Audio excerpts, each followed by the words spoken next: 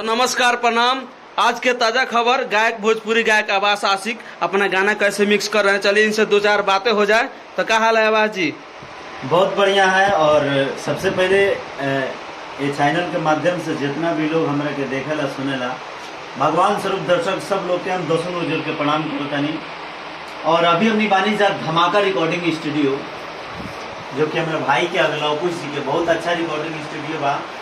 और यहाँ अभी और गाना रिकॉर्डिंग भइल। कौन सा गाना रिकॉर्ड हुआ है? ये गाना का बोल है हाँ, दो चार दोस्त। भातारा हमार मोतिहारी बा, क्या बात कि भातारा हमार मोतिहारी बा, देवारा फरले साड़ी बा, आ देवारा फरले साड़ी बा। तो चलिए, अरे खतरा कहिले या गाड़ी बा, खतरा कहिले या गाड़ी बा, देवारा फरले साड़ी बा, अरे देवारा फरले साड़ी बा। यही गाना का बोल है। और बहुत जल्दी ये गाना आप सबके बीच देखने को मिलेगा। और आप सब देख सकते हैं रिकॉर्डिंग अभी अपना गाना का मिक्सिंग कर रहे हैं। जो आज हमारे साथ हमारे राइटर अशोक जी हैं, बहुत अच्छा गाना लिखे हैं, उसी का रिकॉर्डिंग चल रहा है।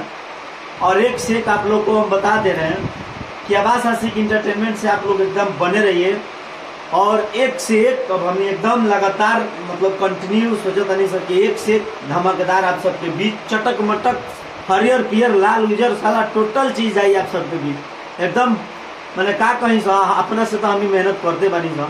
अब ब्रांड तो हम नहीं कह सकते, ब्रांड तो आप सबके हाथ में बा। आप सब देखो तनी ये गाना पर हमरा के आप सब कितना प्यार दुलार देता नहीं। तो गाना रिकॉर्ड हुआ तो किस चैनल पे अपलोड होगा? ये चैनल पर अपलोड होगा, रागनी म्यूजिक से होगा और अब्बास आशिक इंटरटेनमेंट, दो चैनल से रिलीज होगा। और अभी ये गाना आपको कम सुना दे रहे हैं, देखिए अभी मिक्सिंग कर रहे हैं। चलिए सुनाइए।